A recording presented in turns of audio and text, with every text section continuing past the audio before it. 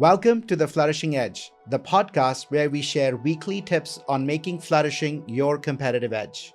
I'm Ashish Kothari, your host, and each week we'll dive deep with flourishing experts, change makers, and executives to share best practices that can help you unlock higher performance through science-based interventions. Let's step together into the edge of what's possible and live, work, and lead with more joy, health, love, and meaning. Emma, it is so lovely to have you with us. I know it's been a long time coming, but I'm excited that we are recording this together. Thank you, Ashish. It's nice to be here. Look, I've been such a big fan of our work. We also share a fair bit of spiritual lineage between the art of living and the amazing sky meditation research that you did. I loved your new book, Sovereign. It's been a little while now that it's been out, but I think it's more relevant today than it's ever been, this work. And I just want to start with that first.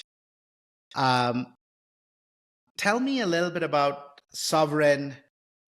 What does it mean to be sovereign in today's world? And what personal and professional moments, Emma, led you to write this? I think it's just really easy at this time to be swept away in the current of everything that's coming at us through the media, through our lives. The lives are accelerating constantly, more and more every year. And to be so caught up in that, and also caught up in concepts, ideas, belief systems, behaviors that keep us trapped and keep us unhappy. You know, whether it's self-loathing, like people don't think they have self-loathing, but most people have self-loathing according to, what we see. Every time I talk to a group of executives and I ask them, how many of you are self-critical, 99% of the people have raised their hand. They believe it's good for them. What the data shows is being hard on yourself actually is, it hurts your resilience. It hurts your ability to respond in a way that's most effective. It hurts your emotional intelligence, your decision-making, your creativity, your well-being, your physical well-being, your sleep, and so forth and so on. So that's like one of those beliefs that's out there, like, oh, I need to be self-critical in order to self-improve. And it's actually, no, you need to be self-aware, but not self-critical, because that actually stops you from being in your full potential. So that's just one example, but there's just so much, that without realizing we do, like, oh, when we feel bad, what do we do? Oh, maybe we scroll or drink or, overwork or overexercise or hide from our emotions, and those are things that, again, are addictions that keep us stuck in these stress cycles and the cycles of depression, anxiety, and so forth. So there's just so much, coming at us constantly, also through the media. And, it's almost like we're swept up in a whirlwind of repressed feelings, belief systems that are messing with our mind, and then this influx, this assault, really, of information coming at us. And then you wonder, like, you go through your life and then you wonder, who am I and what am I doing and why am I not happy? And so sovereignty is really a couple of things. One is becoming aware, self-aware, but also aware of how we're living our life. And then the reclaiming control, reclaiming mastery over how we want to live our life. Yeah, it's so beautiful. I mean, you had me at hello, with the book. In my Hardwired for Happiness book, that I wrote 2.5 years ago, self-awareness is literally at the heart of the sunflower of the 9 practices. And that's where we have to start. Because if we are not aware, that's right, nothing else becomes possible. And most of the time, our suffering is psychological, created by our own projections, our own stories. And I think that part really, really resonated. I think the other one in here, you have it in your cover itself, Emma, which was so beautiful, that, you highlight that our times, like, the only constant is change. And even that, the speed of change is saying so much. There is so much coming at us that unless we really turn inwards and start to master our inner worlds by first becoming aware of how we are creating our own suffering, we have no shot at thriving in the outside world. Yeah, and I don't, that's something that's completely kept out of education. For most people who are raised, at least in a Western culture, it's just so foreign. These notions are ancient, the contemplative traditions in India and China and East Asia in general have talked about this for millennia. And here we are, living at a time, like you said, such an extreme time. And I always just think we live in such an extreme time of speed and of stimulation and overwhelm and the news and the horrors and everything that's happening. The more comfortable our life is, the more dangerous also the wars are becoming, right? So it's just the technology is both helping us, but also creating atrocities, right? So there's the more life becomes overwhelming, really, and Yes. extreme, the more you need to do an extreme act to counterbalance and keep your balance, which is meditation, which is silence, which is going inward. It's like you need that to balance it. Otherwise, you're basically like being whiplashed by the tidal waves coming at you. And that's the beauty. We do have the ability to claim our sovereignty through these kinds of practices. So, talking of technology, something that has really swept the world by storm is AI. Everybody's talking about it. Large companies are taking that to get 20-30% of their workforce out. Even just 2 days ago, there was an article around managers don't have time because the middle layer is being eliminated. And companies are almost using, oh, I eliminated X number of people as a, like this shield of like, oh, like, look, we are really doing the right thing. In this world where there is so much uncertainty, there is so much threat, I think, especially in the middle of the organization, they don't have the agency, they don't have information. They're almost like being put into this victim mindset and in a state of like, you don't control your own. Talk to me about sovereignty.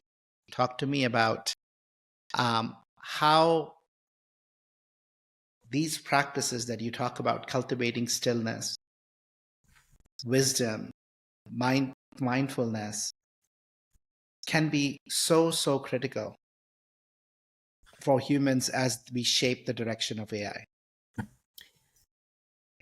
Well, I mean, I think in order to cope with the change and the layoffs and all that, being able to maintain that inner stability is going to help you be resilient, but also more creative and innovative in terms of what your next steps are. And so interesting because so many companies talk about innovation, creativity being so important. And it's like, how are you treating people that are stressed out? And what we know from the data is that we are most creative when our brain is in alpha wave mode, which means when our brain is relaxed. And so you're going to be most innovative, come up with the best ideas when you are in a state that is in a meditative state. That it's obvious to anyone. And anyone you ask when you come up with your best ideas, they're going to tell you in the shower, I'm walking the dog, I'm outside in nature. Well, what's happening there? You're not sweating with stress at your computer, right? When you come up with your best ideas. So in order to, like, if you did get laid off, this is how you're going to get your next, maybe you have a business idea. Maybe you think of a colleague working somewhere else that you'd forgotten about that you're going to contact, ask about another job. So I think but also, how are you going to use this AI tool? How are you going to use it? Are you going to use it for good, for bad? I just read an article about a boy who had a conversation with ChatGPT about how to commit suicide and whether to commit suicide. And he got encouraged to commit suicide and told how to. It's devastating. Yeah. So the question is, like, how are we building these tools? And how are we depending? This is a tool to use. It's not a substitute for your own mind. It's not a substitute for an innovative. There's no innovation coming out of AI. There is not. Yeah. There's just a regurgitation of stuff that may or may not be the kind of things that you want in your mind. Yeah. Or may not even be true. We were having this conversation with somebody yesterday, actually, at my son's school, where I think it was so telling. One of the teachers was trying to remember this passage that he had read and asked another teacher, And he said, let me just ask. So he went into ChatGPT and actually typed it and like, tell me exactly what this was. I don't exactly remember. And it came back and said, yes, here's what it is.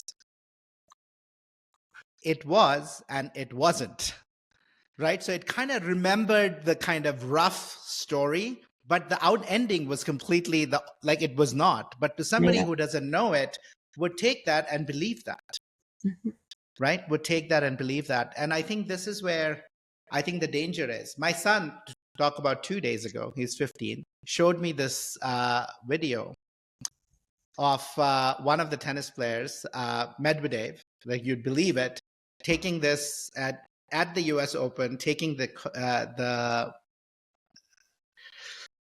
not the coach, but the referee, and like literally pushing that chair down onto the ground and saying, okay, you're going to give me a fine. You can decide how you're going to walk out of it. And I was like, oh my God, did that happen? Because you can believe that, right? I mean, with the anger, with kind of his history, we can believe it. And then he goes, nah, yeah, that's just AI. But it was so real, Emma. And I think this is where there is so much harm that can come, because oftentimes up till now, we've said, if I see it, then I believe it. I don't believe it if I hear it, but if I see it, I do. And now you can see something and still don't believe. And again, I think that's why I loved some of your work. And you say, look, cultivate stillness, go into your wisdom, ask the questions, question your biases. I think they become so powerful, right? Yeah, no, absolutely.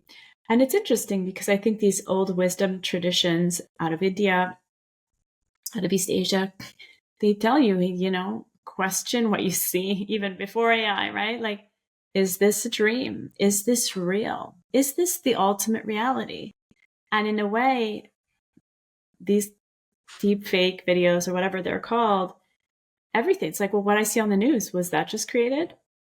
I don't know. Yeah. Don't know. So where do we turn?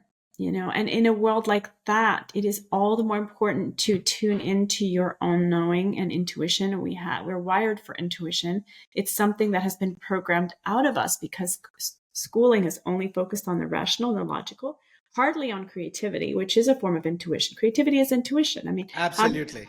Right? It's the same thing. I mean, intuition sounds like this sort of woo word, but it's not a woo word. You're doing it all the time when you're being creative, right? But we're wired for it. And when it's trained in children as a young age, they naturally blossom with it. My kids have done an intuition program. It's offered by the Art of Living, that because I've seen what happens to the kids who learn that.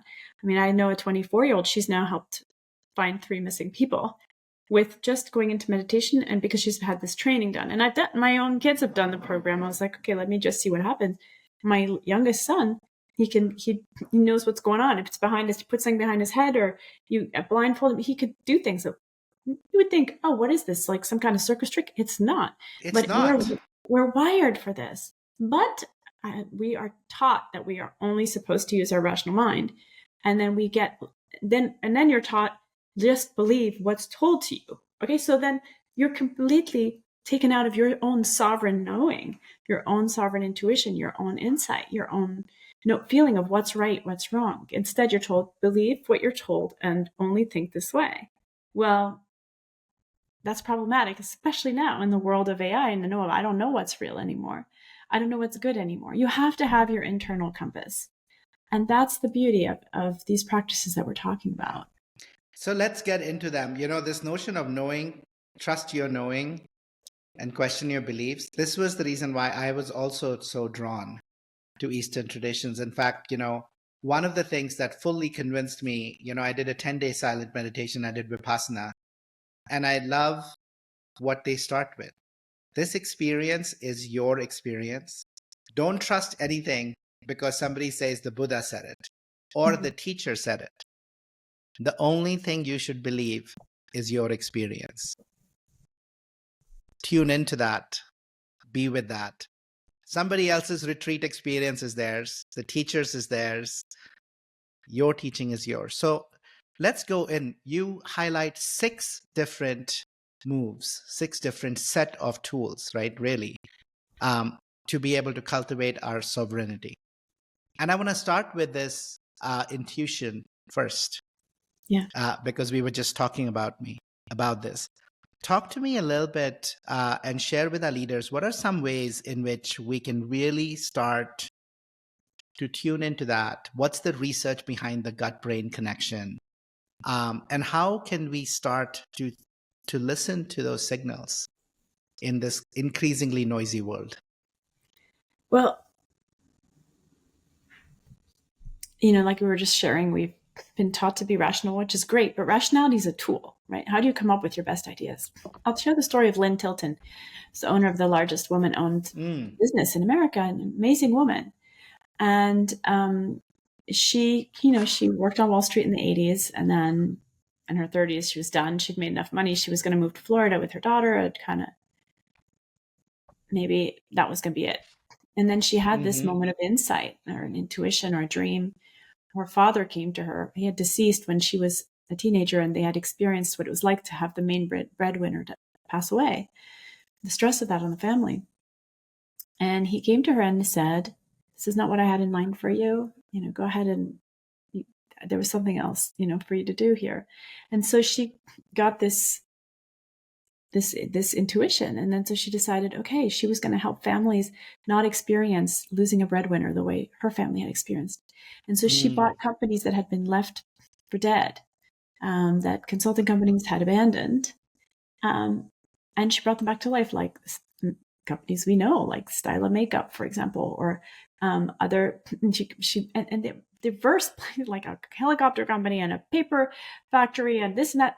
And she saved 800,000 jobs.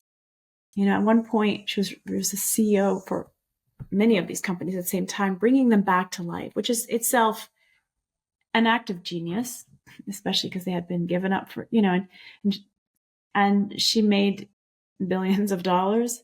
But it started with an insight, but it was actually coupled also with a desire to help people. I think that's very powerful, probably, to add that on as part of your, whatever your intention is. But the point is, this all came to her in a vision. This came to her in a dream, as an intuition. She wasn't going to be doing this, And if you think about it, most entrepreneurs or creatives, the insight just comes. It's like, why don't I do this? Why don't I do that? It's like, but where'd that come from? It just came, right? And so that is a gift. And that's something that, research shows, like neuroscientists have shown, that when we have a complex decision to make, for example, we make a better decision when it's coming from our gut feeling, as opposed to thinking it through. Now, if it's a simple decision, like my phone's broken, should I get a new phone? That's simple. You don't need to do it. But if it's, I've got a new job offer, but it's in a different country, how would it impact my family? Like, what will my spouse do? Et cetera, et cetera. It's complex. You need the gut feeling. What neuroscience shows is the gut feeling is superior. The military's been studying intuition for decades and decades. It was made fun of in a movie called Men Who Stare at Goats, but they still continue. To this day, they're still continuing to research. Absolutely. So many soldiers came back having saved someone else's life or their own because they followed a gut feeling. And it's it's an edge. If you can have intuition as a soldier, you're going to have an edge over the other side, right? So, and then finally, I think the research I was sharing also about creativity and innovation, we know that our brain is most likely to come up with aha moments, creative insights, when it's in alpha wave mode, meaning it's in a place where it's not highly focused. It's not so sleepy it's going to go pass out. It's in that in-between state, which you could think of as a meditative state of mind. It's not a non-stressed state of mind in which you're in a place of relaxation and you're not actively involved. You're not scrolling through your phone. You're not, even when we relax, we're doing something active. We're staring at a screen. We're scrolling. You're robbing ourselves. Even kids, right?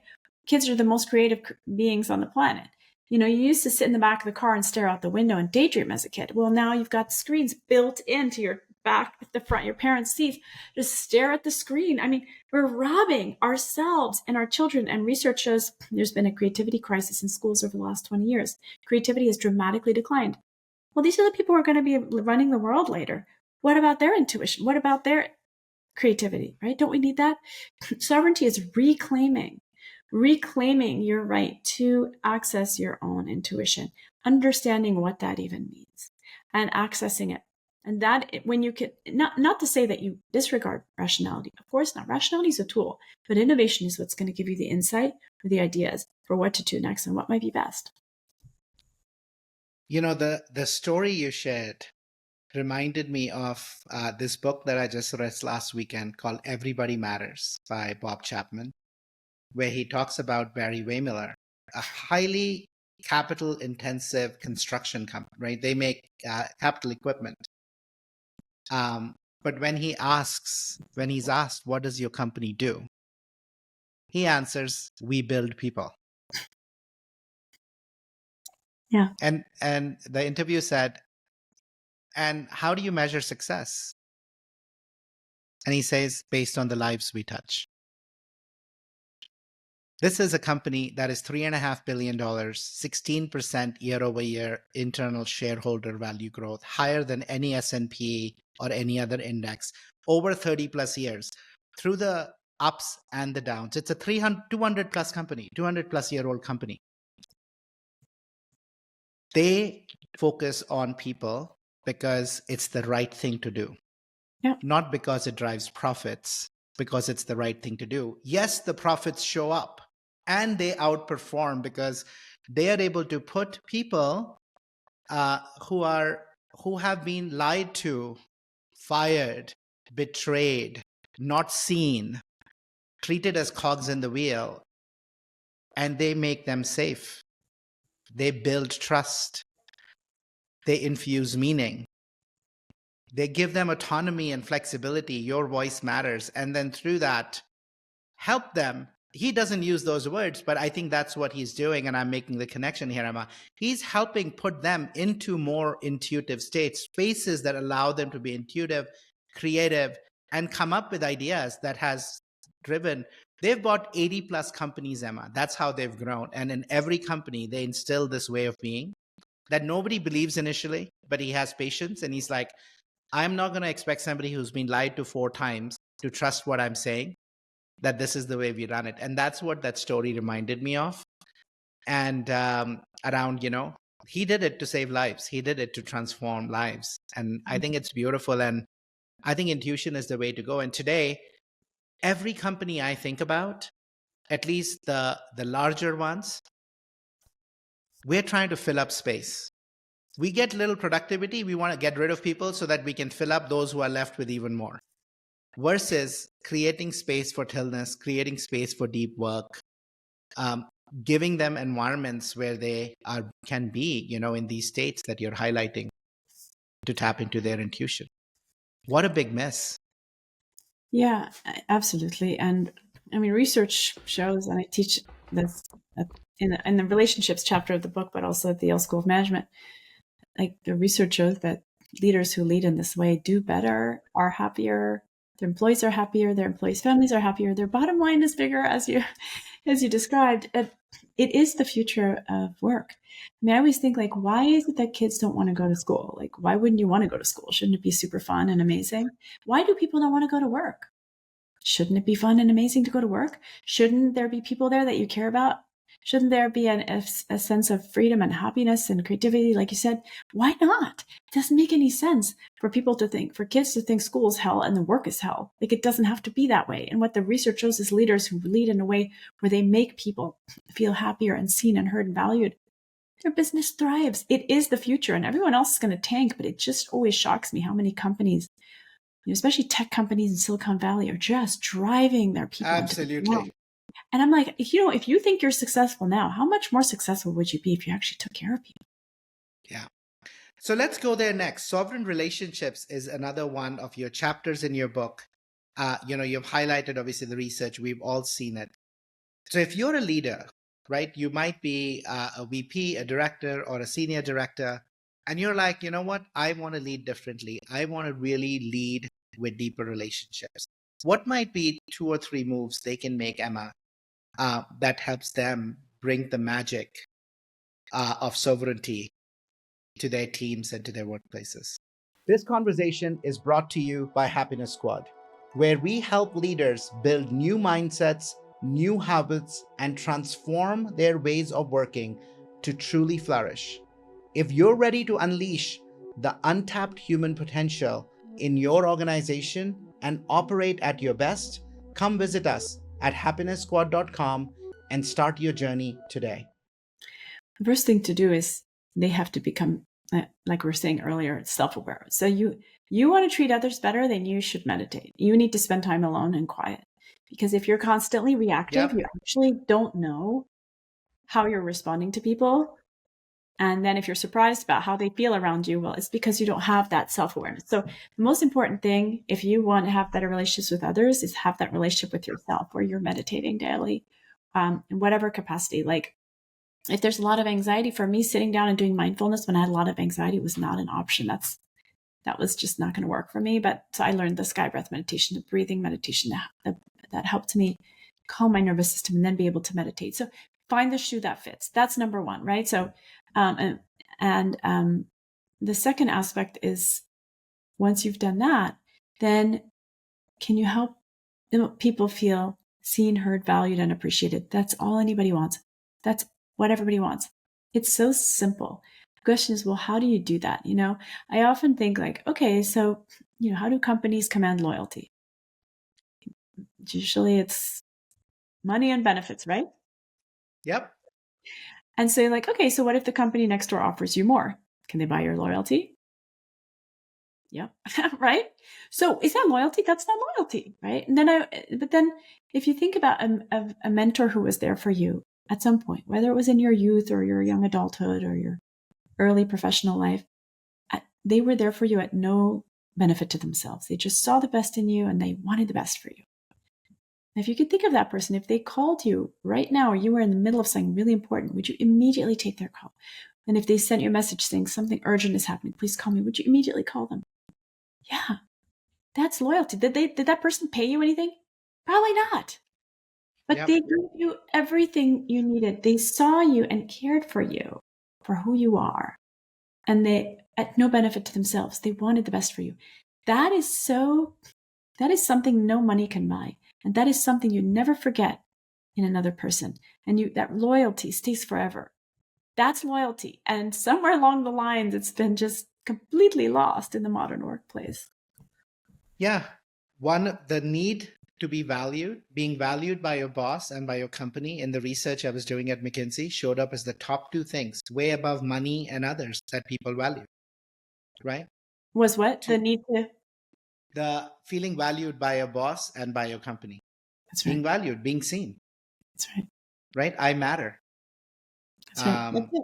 Whether you're 2 years old or 95, it's the same, Yeah. Sorry, you probably heard my glass there. Whether you're 2 years old, whether you're 2 years old or 95, we have the same needs. And it's like this idea that like you walk into the workplace and suddenly it's a place of transaction, like it's no, you have the exact same needs. And data shows that when you have a difficult relationship with your boss, or whatever your relationship is with your boss, it impacts your heart health, your chance of heart attack, high blood pressure, cardiac arrest. This is directly correlated with your relationship with your supervisor. So it doesn't matter that it's just my boss, it's just work, it's different from my personal life. Our body registers threat or registers hostility in the same way, just as it registers communion and kindness in the same way. It doesn't matter whether you're at work or at home. Yeah. I love your work with Cameron. Both of you published a paper around energizers and creating energizing workplaces, where you talk about so much of the research, right, around how we can cultivate and we can create these heliotropic effects by recognizing how we are operating and shifting to some different ways. Yeah. And I absolutely loved it. And I think relationships matter. That's Jane's work on positive connections and high quality connections, right? It's so critical. Let's shift a bit, Emma. Talk to me about one of the other pillars of sovereignty in your book. And that one is around sovereign emotions. Yeah. So, what's interesting is no matter how educated someone is or how high up in an organization or how many degrees they have, most people have as much knowledge about what to do with their negative emotions as a 5-year-old. Just none. We've learned so many things, so many skills, so many this, so many that. No one's ever taught us what to do when we're angry, when we're anxious, when we're fearful, when we're sad, when we're raging. We're just taught to suppress, push it down. And so we become these adults that are oh so successful, or oh so this, or oh so that. And we're a mess when it comes to emotions. And so because we've not been taught, it's easy to fall for the food or alcohol or overworking or being overly busy, or just to try and not feel it. And so everybody's walking around with all of this stuff, and then it comes out in inappropriate ways. Or research shows when you suppress your emotions, it negatively impacts your relationships, whether it's your spouse, your colleagues, etc. And research also shows that when a leader suppresses their emotions, it negatively impacts the culture of their team. However, when we're able to handle our emotions, have sovereignty over emotions, one of the key facts of this is being able to feel our emotions. But we live in sort of a society where we don't want to feel that ever, right? And there's so many distractions that could be given to you so you don't ever have to feel. So many things you can consume, so many things you can do. And but the problem is that whatever your drug of choice, at the end of the day, that's still there. That feeling is still there. Only you're worse off. You're more beat up by your own drug of choice, right? And as a leader, it negatively impacts you. So what do? And sovereignty is, first of all, the ability to feel. So when you are feeling sad, when you are feeling angry, being like a child is angry and they feel it with their whole body. And then it's gone, like minutes later. An adult can be angry for the rest of their life. Yeah. And so again, the self-awareness comes into play, the ability and endurance and courage to feel. Somebody might have the courage to do an Ironman and the strength to do it, but will not feel their emotion. It takes guts. It takes courage. And that's why when I talk about sovereignty, it's a combination of self-awareness with courage. You have to be bold and you have to be brave to let yourself feel, to let yourself go against the grain. But at the end of the day, how are you going to be on your deathbed? Do you want to regret living a life you didn't live, drinking yourself numb, working yourself numb, or whatever? Or do you want to die feeling like, I lived my fullest life, I gave of myself fully, and I was in complete sovereignty over my feelings, over my life? So that's one thing, is the ability to feel. But then also that allows you then to be able to reappraise, which is being able to think about the situation from a different perspective. It gives you the ability to move through trauma. Like many of us are carrying trauma. So doing things like the breathing exercises, the sky breath meditation that the Art of Living teaches, and so forth, they help you move through trauma. Like veterans that I've worked with many veterans, both in our research studies and personally, who, thanks to these practices, were able to overcome all the suppressed trauma that they had and move on with their lives and become very successful. So those are tools that we can use. But the first thing is really to become aware of all this. Wow, how much am I suppressing? And men in particular in this society are only allowed to show anger, really. Yeah. But oftentimes a man who's angry is actually sad. A person who's angry is actually sad. But it's only expressing in this manner. I mean, women societally can show their emotions, can feel their emotions, express their emotions more. Men, and especially in the US, I would say, there's so much suppression that's ingrained, whether you're in the military or not. Yeah, it's I got into this field about 10 years ago, and it gave me a completely different perspective on my first 20 years of consulting work that I was doing. I would walk in with these large companies. We're doing these large-scale cross-functional transformation programs, Emma. And I never had the language to say what was actually playing out on the ground, right? You would have these meetings every week where the R&D person, the marketing person, the manufacturing person, the procurement person, and the project manager would be in a room, right? Talking about stuff. But the mood in the room was one of complete resentment and distrust and stories. Everybody thought all the procurement guy wants is to buy the cheapest thing. He doesn't care about anything. The manufacturing guy had a story that all the marketing guys wanted was create 7 more colors that make their life difficult on the manufacturing line. It drives no value for the business. The marketing guys thought about the manufacturing guys, you're just lazy. How hard can it be to just change from a red color to a blue color? Like, just do it. And it allows me to get after all of these. And they wouldn't have the real dialogues because of this mood of resentment, right? We would lose 20, 30% of the time. People would get really angry. Many of them won't address it. They would then do things like, okay, we're fine. Like, let's move on. And then go back and completely reverse. There was so much of the energy that was wasted because we didn't actually name what was present. Hey, there is a fundamental level of, you don't even like each other. You don't trust each other. Even though you're in the company, you don't even believe you're going after the same thing. Let's talk about that. Who cares about the idea that we are talking about? And unless we do that work at an organization level and what you talked about at an individual level, what are you feeling? Most people often, when you ask them, they say, oh, I feel nothing below my neck. I'm like, yeah, that's a feeling. The feeling is called numb. Right? What you're feeling is numbness. But if you feel your emotion, you can move through it. Sudarshan Kriya or sky meditation was so transformative for me as well. I want you to share a little bit about the research you did, Emma, because you were one of the first researchers who really, really looked at that practice and, studied it among different populations. Share a little bit about that research and the massive effects you saw on the impact on that, on kind of being able to work through trauma, being able to shift out of the states that people are to more joyful states. Sure. Well, I was in New York during 9/11. So that day after that day, I had a lot of anxiety. I was young, I was 23, 24. And I had a lot of anxiety and I didn't know how to handle it. And I tried mindfulness, but mindfulness is not a good first step when you're feeling anxiety. You just people are aware that you're anxious, but it's not actually helping you, right? And I tried a lot of different things. I didn't want to medicate. And then I walked into this class, Sky Breath Meditation, and I thought, what is this breathing stuff? It's so weird. But I found that when I started doing the daily practice, it completely transformed my life. I was able to excel at what I was doing. I was able to move through life much more relaxed, much more at ease, and much more successfully.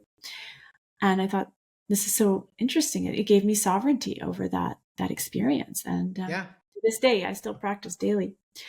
And about 10 years later, I was working with veterans with trauma in my postdoc years. And I was working with Richie Davidson, a neuroscientist. And I was looking at these veterans that were coming back and they were trying to do meditation interventions with them. And they were like, oh, the veterans are leaving our study. I was like, well, yeah. When you have a lot of anxiety and you're told to just sit there and watch it, it's horrendous. Watch your brain play the same over and over and over. That's not helpful. Yeah. And I thought, well, the breathing really helped me. Let's see if it could help them. So we ran a study with veterans. And many of them came in thinking, what's this hippy dippy stuff? But they were being paid to be in a study. And they did participate. And after 1 week, most of them qualified as no longer having post-traumatic stress. They said, thank you for giving me my life back. It's amazing. They even officiated one of their weddings. I mean, I stayed in touch with the participants. And then we replicated the study with the Palo Alto VA, compared the breathing to the gold standard therapy for post-traumatic stress. And we found that the breathing was equivalent to and or superior to the therapeutic process when it comes to emotion regulation at the level of the brain and so forth. And, it's giving us sovereignty. And we live at a time when we need things to work well and work fast. We don't have time. No one wants to sit in therapy for 30 years. It's just hard. And so this is a methodology that through breathing, in a sense, reprograms your nervous system, sets it back to where it should be. What we found was that physiologically, the veterans no longer responded with the same anxiety levels as they did before. They had like a normalized anxiety, not just 1 week later, 1 month later, and 1 year later, suggesting this sort of having learned this practice shifted their nervous system for the good, for the long run. And so we've also run a study at Yale University looking at stressed undergrads and seeing if we could prevent them from burning out. Over the course of the semester, mental health declines. There's a lot of burnout and so forth. So we want to see, can we boost this? Can we prevent this? And what we found was that we had the sky breath meditation, we had a mindfulness program, we had an emotional intelligence program, and control group. And at the end of the semester, it was the breathing group that had the most benefits when compared to the control group, by far. And so what I believe is happening is it's not just addressing the mind, you're also going into the physiology. Now, there are a lot of breathing practices out there. If you go on YouTube, everyone's a breathwork master now, and all the things. And I have to say, I don't know about other practices. I cannot stand by them. I have not researched them, but I do know, and you probably know this too, that in India, for millennia now, there's been the practice and teaching of breathing practice for different purposes. Yes. Right? So like certain practices were for going to war. Other practices are for calming the mind. So what are you doing? What are people teaching out there? I don't know. When I first started doing research on breathing, everybody thought it was nuts. Now everybody's doing breathing. Like it's a big thing. It's a new fad. But I always say, like, be careful where you're learning and where you're learning it from. I can't speak to all breathing practices. Some are going to agitate you because they're supposed to be doing that, right? So, but the sky breath meditation I find to be a very complete package that really helps people settle, and then it gives them a home practice that they can practice. So yeah, it is really moving to run these studies just to see what happened to the veterans. And in fact, there's a nonprofit called Project Welcome Home Troops, where veterans, active military, and their family can learn the practices at no cost. So definitely something to check out for people, and then anyone else can learn it through Art of Living. Yeah, no, thank you. It is so true. Everybody today is a teacher. Everybody today is a coach. Everybody today is, and for so much that is out there, which is, by the way, only gotten further amplified by AI, because anybody can go create a 7-step thing and go write it, and as long as you tell the story. But I think these tools, if not used the right way, can do more harm than good. And even if not taught the right way. So I think the ones that I have actually found, I think, Emma, so there are two that I studied, the sky meditation, which Rishi, actually, I first met him when I was 21 years old. And I was around 20. I was at IIT, and he, in 95, 96, had brought that to IIT in India. And so that's when I first had a chance to kind of do that practice with him. And and I'm so appreciative of the research that you actually did, because many people, go like, what's this breath? This is so weird way of breathing. Like, this can't be. But I think your work and that data that you shared, right? I think it gives people belief that, okay, go try it. The other breath work that I found to be so powerful is the Shambhavi Mahamudra that Sadhguru initiates over a 2-day program. Again, something that is really, really powerful. He's got other researchers who've looked at that. But there's so many others. I think many of these programs are available at pretty low cost. And so if people are saying cost is an issue, these are available to people, they can do it. And I think for many people who say, I can't meditate because of, again, I'm too anxious, my mind flows, there are other ways. Find the good teachers is, I think, my big takeaway. And go engage with them, right? Go engage with them. Learn it, and I think it can transform our lives, and I think it's a really powerful way. Emma, have you been? I'm just curious. You've obviously done this research. You've taken it to all of these different organizations. Are there any companies you've been able to move into, like, really making this almost? We have all this training that companies do. But are there certain companies that you know of that are actually starting to adopt sky meditation as a core part of at least an option, even if it's an optional training, if it's not mandatory? Because we go back, people are our biggest assets. We want people to be creative. We want them to be innovative. We want them to be sovereign. Here's something that can fundamentally shift that culture and the individual feelings of fear, anxiety, stress into something more.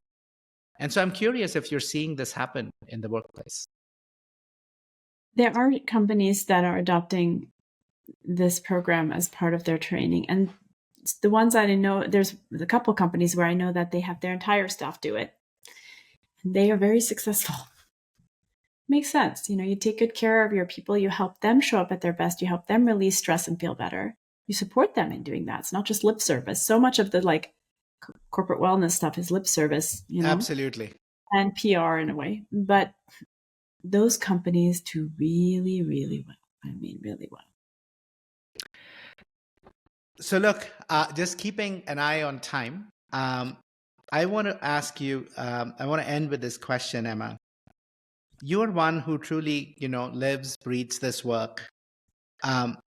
You have so much going on, right? Between your teaching, between your advisory work, writing a book, spreading the message. You are a mother, you are a daughter, you're a spouse. There are so many things coming at you. You have a pretty fast life. What are some of your personal practices? You mentioned sky meditation as one of them. What are some other practices that are your kind of part of your repertoire that allow you to kind of truly operate at this high level of innovative, creative, productive, kind person that you are? Well, I really benefit from the sky breath meditation, and it's offered through Art of Living. And there's another meditation practice that they teach called Sahaj Samadhi. So I really, for myself, have found that to be where I put my attention. That's your foundation. One path, I have this one sort of school, I guess you would say. So I do that I do yoga and then the sky breath and the meditation in the morning. So about an hour in the morning. And in the evening, I do another half hour of meditation. So that's non-negotiable. And, a lot of people are like, well, I don't have time for that. It's like, I don't have time, like you said, Gandhi said, you don't have time to meditate for an hour a day, then meditate for 2, I mean, it's true, because that's where you gain everything you need to do everything else faster, better, and from a place that you can actually feel good about. And then I do try to go outside every single day.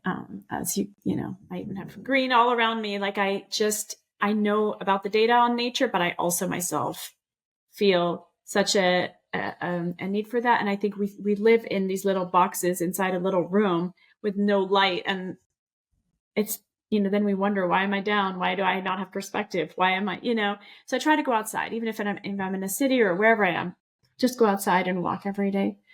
And then I just try to remember to have perspective and be grateful. Just one trip to a country that's not in the developing world is enough to show you just how fortunate you are to have water you can drink out of the tap, Right. Drive in a car on a road where the car doesn't bump so hard you think it's going to like leap off into, I mean, we basically live in heaven here if we're able to, if we live in the Western world, and it's so easy to fall into negative thought spiral. And yet, no, like gratitude is sovereignty over, like, there's so much to be grateful for every single moment. And then I have really good boundaries with technology and with the news and all that. And the media, I have very good boundaries with that, because I don't want that to take over my life or take my mind out of the present moment. And then finally, I would say the last piece is service, doing community service in some way. And whether that is, going out and helping in some capacity, or even just having the intention daily, like, every person I meet, let me treat them with kindness. Let me leave them feeling better after they left my presence than feeling worse. Does that make sense? Or like, let Totally. me uplift. Yeah. Yeah. I think those are beautiful 5 practices that you talk about that I think I think there's something that everybody should adopt, especially those who feel they don't have the time and they're operating at this high level. I think this can truly transform those moments, right? Make you more effective. Thank you for joining me, Emma. It is truly a joy to know you. Thank you for all the groundbreaking research work that you have done and you continue doing, to spread this message of sovereignty ever more in a world where people feel like a victim. Your book offers the tool for them to be an agent of flourishing for themselves and for the world around them. So thank you. Thank you, Ashish. Thank you for joining me on the Flourishing Edge. If today's conversation inspired you, share it with someone who's ready to flourish too. Subscribe, leave a review, and stay connected for more tools to achieve breakthrough performance through flourishing.